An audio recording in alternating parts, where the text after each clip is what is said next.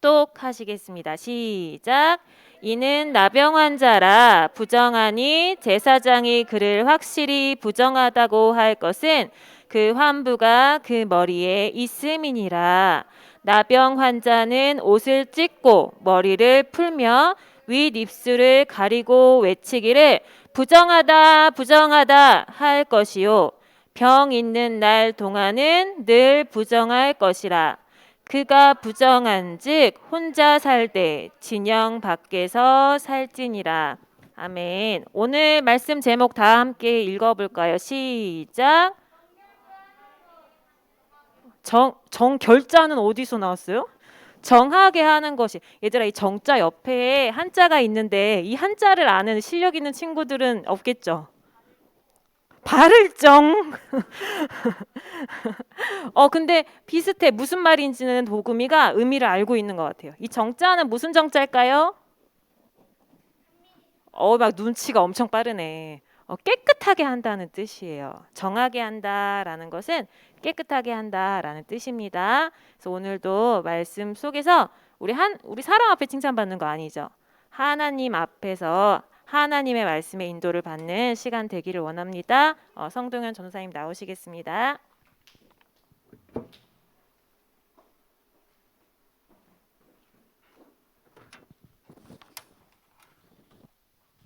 자, 오늘 성경 본문 읽으면서 짧았는데 어떤 느낌이 들었습니까? 혹시 어떤 느낌이 들었어요? 어떻게 하라 그랬어요? 나병 걸린 사람은. 그렇죠. 이거 이렇게 여러분 누가 시키면 어떨 것 같아요, 기분이? 조금 비참할 것 같지 않아요? 병 걸려서 병 걸린 것만도 굉장히 힘든데 부정하다. 굉장히 좀 뭐랄까요? 좀 매정하게 느껴지지 않습니까? 자, 이게 무엇을 말하냐? 이제 서론에 보시면 이제 죄에서 여러분 저주 재앙이 오는 겁니다. 저주 재앙이 왜 오느냐? 죄 때문에 오는 겁니다. 창세기 3장에 보시면 하나님께서 하신 말씀이에요. 땅도 저주를 받아서 가시덤불과 엉겅퀴를 낼 것이고 계속 땀을 흘려야 일을 할 것이고 여자는 해산의 고통이 더해질 것이고 그게 전부 저주와 고통의 여러 가지 내용들이란 말이에요. 그러니까 저주 재앙이 오면 고통을 안 당하는 사람은 없어요. 그러니까 이 모든 게 죄로부터 온 것이다. 자, 그래서 이제 오늘 나병 환자에 관한 규례. 그래서 나병 환자는 부정하다 외쳐라. 여기에는 이제 이유도 있어요. 왜냐하면은 전염이 되는 병이었기 때문에 살이 썩어 들어가는 그 균이 전염이 될 수 있었기 때문에 이제 피하라고 하는 의미도 있었어요. 그리고 나병 환자는 어떻게 해야 되냐? 어떻게 해라? 혼자 살게 해라. 그런데 진영 밖에 살게 해라. 진영 밖에. 그래서 이 진영이라는 것은 뭐냐면은 이 당시에 이스라엘 백성들은 아직은 가나안 땅에 들어가서 정착하기 전이에요. 그래서 어디에 있었을까? 이 당시에 이스라엘 백성들이 어디에 있는지 아는 렘넌트 있어요 혹시? 애굽을 빠져나와서 어디에 있었을까? 큰 소리로 얘기해. 아니 지금 답이 나왔어. 큰 소리로. 그렇죠. 광야에 있었어. 광야. 아는 친구들은 자신 있게 대답을 하란 말이에요. 광야에 있었어요. 근데 광야에서 한 군데 머물러 있는 거예요. 거기서 집 짓고 뭐 건물 짓고 뭐 다리 놓고 교량 뭐 이래가지고 그게 아니라 텐트 생활을 한 거예요. 텐트. 성막도 텐트였어요. 텐트를 치면서 계속 이동을 했단 말이에요. 그래서 머물러 있는 곳을 진영을 구축한 거예요. 보통은 군대가 이렇게 해요. 군대에서 이제 막사를 짓고 진영을 이렇게 짓습니다. 이렇게 경계석을 놓고 방책을 세우고 해가지고. 근데 이스라엘 백성들이 그렇게 했어요. 그러니까 나병 환자는 그렇게 방책을 세워서 진영을 만들었을 때 그 안에서 살 수 있다 없다? 살 수 없는 거예요. 그것도 굉장히 비참하게 느껴지지 않습니까? 다른 사람들 다 집 안에 사는데 나만 쫓겨나와서 집 밖에서 산다고 생각해 보세요. 진영 밖에 그렇게 살아라. 그리고 이제 여기에는 성경 그 민수기로만 이렇게 써놨죠. 민수기 5장 1절에서 4절. 여기에도 이렇게 말씀하고 계세요. 진영 안에서 살 수 없는 사람들, 그게 누구냐면 나병 환자, 그 다음에 유출증 환자, 그 다음에 주검으로 부정하게 된 자, 이런 사람들은 남녀를 막론하고 다 진영 밖으로 내보내서 뭐라고 말씀하셨냐면 진영을 더럽히지 않게 하라. 유출병 걸린 사람, 나병 걸린 사람, 이런 사람들은 말하자면 진영 안에 살면은 진영을 더럽히게 된다라는 거예요. 그래서 부정하다, 부정하다는 건 더럽다. 아까 이제 선생님께서 말씀하셨는데 정하다는 것은 깨끗하다, 그 뜻이거든요. 그래서 이스라엘 백성들이 그렇게 했다. 그리고 이제 오늘 우리가 읽진 않았는데 전부 해당되는 구절이에요. 52절에 보면 이제 52절부터 그 끝까지 59절이 마지막 13장의 마지막 절이거든요. 사실 오늘 성경 본문에 다 포함되는 그 구절입니다. 여기는 뭐라고 나옵니까? 의복이나 가죽이 만약에 이 나병에 이 뭡니까? 하얀색 그 꽃처럼 피게 되면은 어떻게 해라? 다 태워버려라. 그만큼 부정한 게 나병이란 말이에요. 자, 그래서 성경에 보면 나병에 걸린 사람들의 사례가 나와요. 구약 성경에. 어떤 사람들이 어떻게 하다가 나병이 걸렸냐가 나옵니다. 자, 첫 번째로 누가 걸렸냐? 누구예요? 이 미리암이 누군지 아는 사람. 모세, 이러면 뭐라는 뜻이야? 그렇죠. 자, 모세가 저기 남매입니다. 남매. 순서가 어떻게 되는지 알아요, 혹시? 뭐 중요한 건 아닌데. 미리암이 제일 첫 번째 누나였고, 그 밑에 아론이라는 이제 남동생이 있고, 막내로 누가 있었어? 요렇게 있었어요. 요렇게. 그래서 이제 모세보다 3살 많았다는 게 이제 성경에 나오고, 미리암은 그보다 더 많았겠죠. 몇 살 많았다는 건 안 나오는데, 근데 이제 모세가 이제 아내가 죽어서 새 장가를 들었어요. 근데 새 장가를 들었는데 이방 여자한테 장가를 들었단 말이에요. 그러니까 이방 여자한테 이제 장가를 들으니까 이 누나랑 형이 막 비난을 했어요. 왜 우리 이스라엘 백성 중에서 장가를 들어도 들지 이방 여자를 왜 막 했어요. 그러니까 하나님께서 너네 전부 스탑, 그만, 전부 회막 앞으로 나와. 셋 다 회막 앞으로 나와. 좀 무섭죠, 그렇죠? 회막 앞으로 나와 해가지고 모세는 누가 세웠다? 하나님이 세웠다. 내가 세웠다. 근데 니들이 뭔데 왜 그러냐 하면서 진노를 확 하시니까 그 순간에 미리암한테 뭐가 들었어요? 네, 하얗게 온몸에 나병이 든. 그러니까 대충 보면 아론은 안 걸렸어. 그러니까 보니까 아론은요 약간 전사님 봤을 때 이렇게 다른 사람의 영향을 좀 잘 받으시는 분이었던 것 같아. 황금 송아지 숭배 사건도 그렇고 막 이렇게 사람들이 만들어 달래서 이렇게 만들어서 했던 것 뿐이에요 했는데 아론은 그 벌을 안 받았거든요. 그때 전부 막 우상 숭배 앞잡이들 3,000명 죽이고 막 하나님께서 모세에게 명해가지고 그렇게 하셨는데 아론은 안 죽었어요. 이때도 마찬가지예요. 그래서 전사님 봤을 때는 아론은 약간 이렇게 덩다리, 누가 하면 옆에서 잘 따라가는 그런 분이셨던 것 같아요. 그래서 미리암이 해가지고 똑같아요. 이 말씀대로 합니다. 그래서 진영 밖으로 빼내고 그 대신에 이제 모세와 아론이 이제 기도를 하죠. 낫게 해달라고. 그래서 이제 낫다는 표현은 없는데 2주 뒤에 이제 하나님께서 치유를 해주신 것으로 보통 봅니다. 그래서 미리암은 잠깐 이렇게 2주 동안만 걸렸다가 나은 적이 있었고, 두 번째는 누굽니까? 혹시 이 사람은 누군지 아세요? 누구예요? 미리암 다음에 그 다음 두 번째 게하시. 게하시가 누굴까요? 게하시가 누군지 아세요 혹시? 여러분 7 렘넌트 중에 한 사람인 이 선지자의 종이었습니다. 누군지 아세요? 그렇지. 엘리사의 종이었어요. 엘리사. 근데 이 사람한테 누가 찾아오냐면은 아람이라는 나라의 장군이었던 나아만이 찾아와요. 이 사람은 그냥 장군 중에 한 사람이 아니라 군대 장관이었어요. 그러니까 군대 총책임자, 뭐 국방부 장관이라고도 할 수 있고 그 사람이었어요. 근데 이 사람이 문둥병이 온 거예요. 그랬을 때 나아만 장군이 전쟁에서 포로로 끌고 왔던 여종 중에 이스라엘 여자 아이가 있었어요. 그래서 이 여자아이가 주인님, 제가 끌려왔던 나라, 원래 살고 있던 나라 이스라엘에 엘리사라는 선지자가 계시는데 장군님께서, 주인님께서 그분에게 가시면 반드시 나을걸요? 이렇게 얘기를 해요.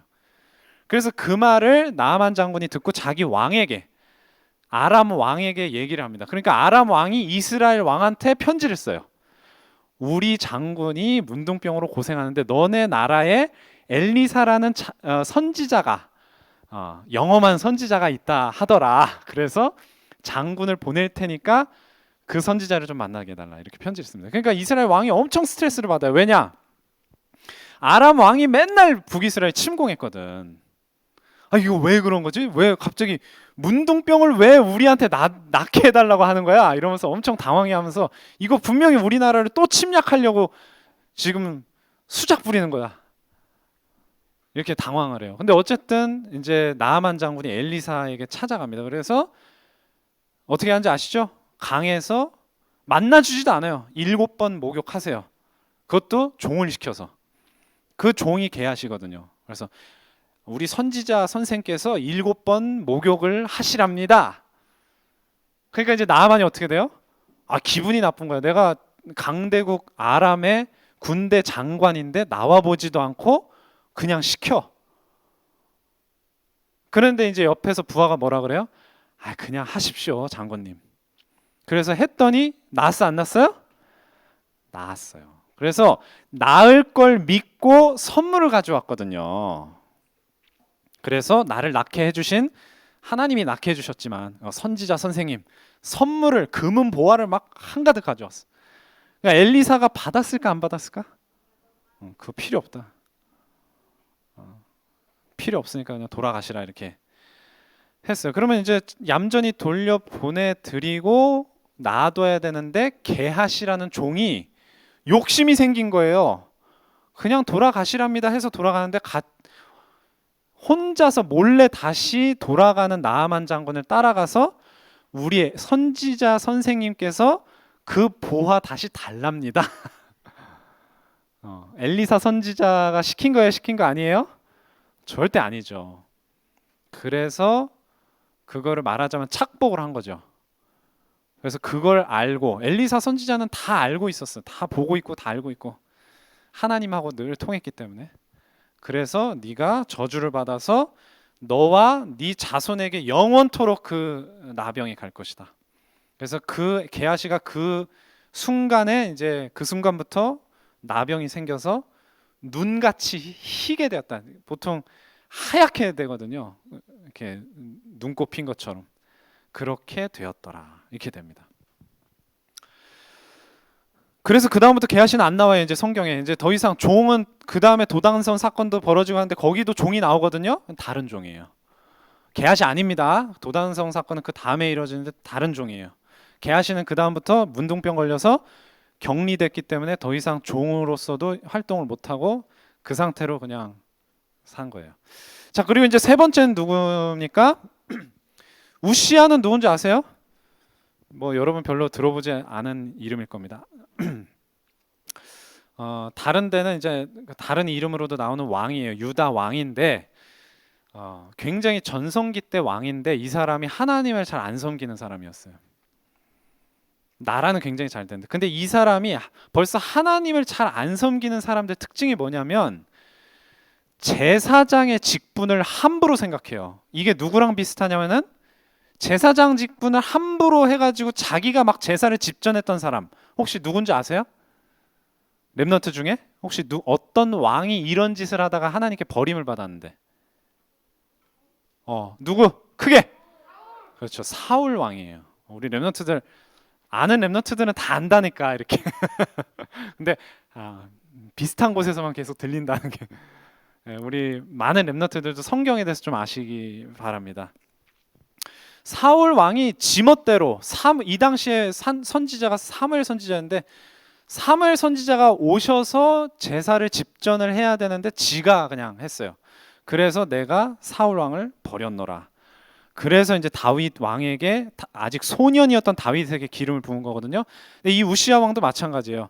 자기가 향로를 붙들고 제사를 제물을 바치려고 했다가 이때 하나님께서 치셔가지고 나병이 걸립니다. 그래서 이때부터 우시야 왕은요 똑같아요. 나병 걸린 사람은 자기 직분을 수행을 못해요. 일단은 뭐 그냥 더러우니까 넌 하지마 이게 아니라 몸이 악화가 돼서 그래서 그 아들이었던 요람이 이제 왕세자 입장에서 대신 통치를 합니다. 그리고 이때부터 죽을 때까지 우시아는 그냥 나병이 걸려서 죽게 돼요. 자, 이렇게 이제 사례가 나옵니다. 그러니까 전부 뭐가 있어요? 그냥 맨으로 나병이 걸려요? 그냥? 다 뭐가 있어? 뭔가 잘못이 있어. 뭔가 죄가 있어요. 그래서 나병이 걸렸단 말이에요. 성경에 나병이 걸린 사례는 보통 다 그래요. 나병이 이제 걸리는 게 나오는 모습은 다 그렇습니다. 그냥 나병 환자가 이렇게 성경에 등장하는 거는 안 나오지만은 그 원인을 자, 그러니까 뭐가 중요한 거예요? 죄가 중요한 거예요. 죄가. 자, 그렇다면은 이렇게 나병이 걸릴 만한 죄는 또 여러 가지 재앙을 당하고 문제를 만날 수밖에 없는 앞에 나왔죠? 서론에 죄에서 저주 재앙이 온다고. 나병은 그런 저주 재앙 중에 하나고 이런 저주 재앙을 당할 수밖에 없는 죄는 누구에게 있느냐? 여기 성경 9절 써놨죠. 요한복음 9장 2절에서 34절 2절하고 34절 이게 왜 써놨냐면 지난주에 전사님이 이야기를 했던 부분이요. 나면서부터 맹인된 자. 그 옆에 있던 사람이 예수님한테 물었단 말이에요. 그 맹인을 보면서 저 사람이 나면서부터 맹인이 된 것은 누구의 죄 때문입니까? 이렇게 물어봐요. 그 자신의 죄 때문입니까? 아니면은 그 부모의 죄 때문입니까? 이렇게 물어봐요. 그러니까 그 당시에 이스라엘 사람들이 뭐로 생각을 한 거예요? 이렇게 맹인이 돼서 장애인이 되거나 나병 같은 중병이 걸리는 것은 전부 뭐 때문이다? 뭐 때문이다? 죄 때문이라는 생각을 다 갖고 있던 거예요. 이 맹인이 예수님을 만나서 눈을 뜨게 되죠. 오늘 우리가 읽지는 않았지만 그 다음 시간에 보게 될 성경 구절에 나옵니다. 나병이 걸렸던 사람이 나병이 만약에 나았다면 그 나병이 나았다면 누구한테 인정을 받아야 돼요? 누구한테? 그렇죠. 제사장에게 인정을 받아야 돼요. 제사장. 그래서 이 요한복음 9장에 나오는 맹인도 마찬가지입니다. 예수님이 눈을 뜨게 해주신 다음에 당연히 제사장한테 간 거예요. 근데 제사장이 믿어 안 믿어? 뭘 안 믿었어? 일단 맹인이었던 걸 안 믿었고 예수라는 사람이 그 맹인의 눈을 뜨게 해주셨다는 것을 안 믿었어요. 그래서 예수님을 너는 뭐라고 생각하냐 이렇게 물어봐요. 아니 그냥 눈 떴으면 뜬 거지. 그래 너는 이제 정하다 하면 될 텐데 너는 도대체 예수를 어떻게 생각하냐. 그래서 예수님이 하나님의 선지자다. 안식일도 안 지키는 게 무슨 하나님의 선지자냐. 그러니까 이 맹인이 그렇게 이제 제사장이 따지니까 맹인이 아니 내가 알고 있기로는 하나님이 보내신 자가 아니면 이렇게 병을 고치는 기적을 일으킬 수가 없습니다. 하니까 뭐라 그랬다고? 꺼져라.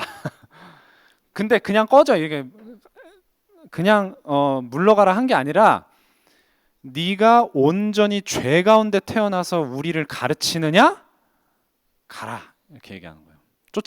쫓아내었더라. 이렇게 돼 있어요. 그러니까 제사장도 어떻게 생각한 거예요? 그 사람이 맹인으로 태어났다는 것이 뭐 때문이다? 죄 때문이라고 생각을 한 거예요. 그러니까 네가 온전히 죄 가운데 태어나서 우리를 가르치느냐? 이렇게 얘기를 한 거예요. 그러면 그 제사장의 말을 통해서 그 제사장이 어떤 생각을 갖고 있는지를 우리가 알 수 있죠. 무슨 말이에요? 그 맹인, 날 때부터 맹인은 온전히 죄 가운데 태어났다.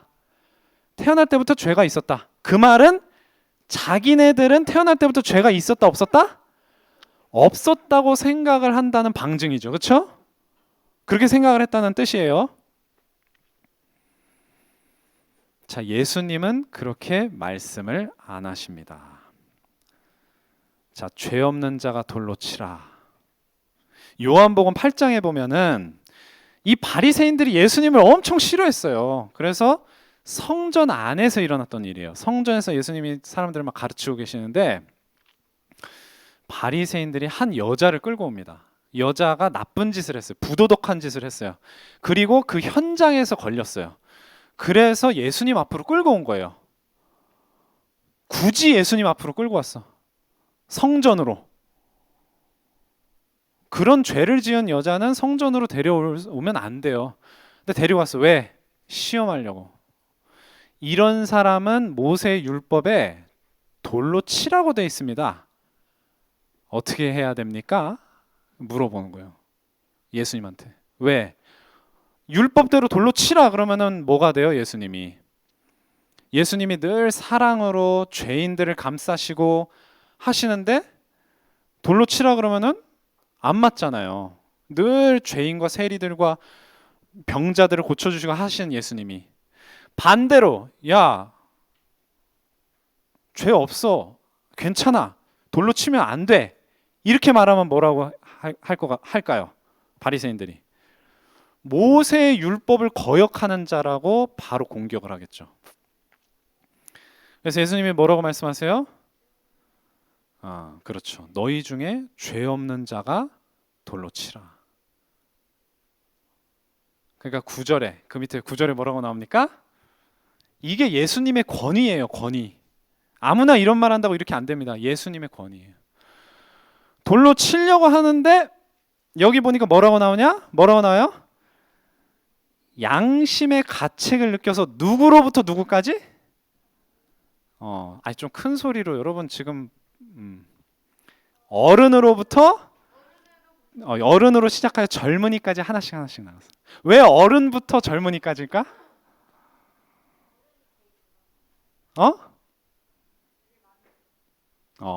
선생님이 답하신 거야?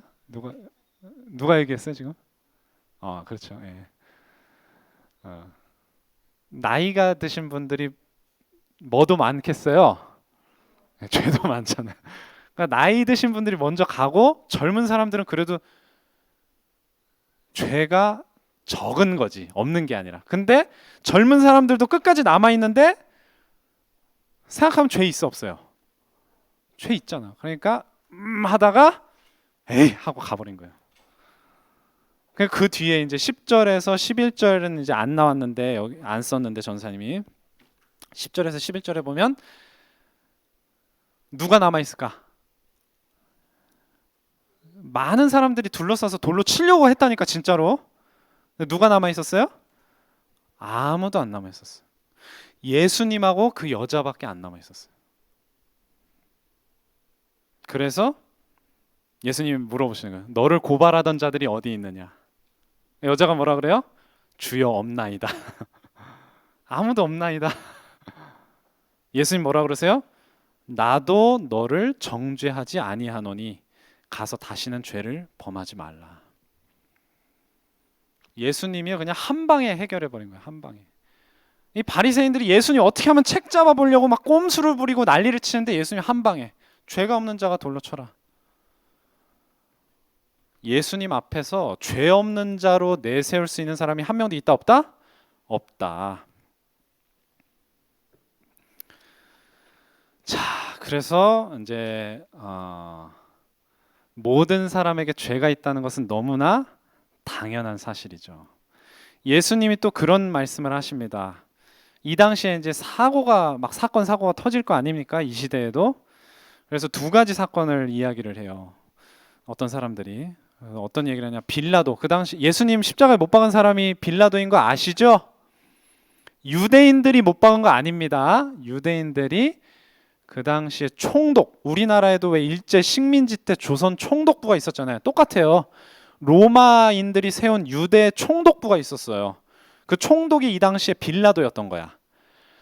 그래서 빌라도를 충동질해서 예수님을 십자가에 못 박히게 한 거거든요. 빌라도는 내키지 않았지만 이제 어쨌든 그 책임자가 빌라도인데 이 사람이 굉장히 마음이 따뜻해서 예수님을 이렇게 죄가 없다고 본 게 아니라 굉장히 명석한 사람이었어요. 그래서 다른 방면에서는 굉장히 무자비한 사람이었습니다. 그래서 반란을 막 진압하면서 그냥 이 갈릴리 사람들, 반란을 일으켰던 갈릴리 사람들을 학살을 하게 되거든요. 집단 학살을 시켰어요. 그걸 이제 누가 예수님한테 말해준 거예요. 근데 이 당시 유대인들은 이런 재앙을 당하는 건 반드시 죄가 있어서다라는 생각을 갖고 있었어요. 앞에서 전사님이 계속 얘기했죠. 병 걸린 사람, 장애인들 다 죄가 있어서, 아니면 막 학살 같은 그런 비극을 당한 사람은 전부 죄가 있어서. 예수님이 그걸 틀렸다고 말씀하시는 거예요. 갈릴리 사람들이 이런 학살을 당한 것 때문에 다른 사람들보다 죄가 더 있어서 그런 줄로 생각하지 마라. 여기 이제 이 구절 여기다 쓴 게 그 구절입니다. 너희에게 이르노니 아니다. 너희도 만일 회개하지 아니하면 다 이와 같이 망할 수 있다. 실로암에서 망대가 무너지는 사건이 벌어졌어요. 망대라는 건 이제 망루, 그 파수대의 한 종류예요. 건물이에요. 근데 그게 갑자기 무너져서 18명이 사망하는 사건이 벌어졌는데 그것도 마찬가지예요. 예루살렘에 그 사람보다 죄가 다른 사람들이 없어서 무사한 거 아니다. 너희에게 이르노니 너희도 회개하지 아니하면, 똑같이 말씀하세요. 이게 3절하고 5절이 9절이 똑같습니다. 자,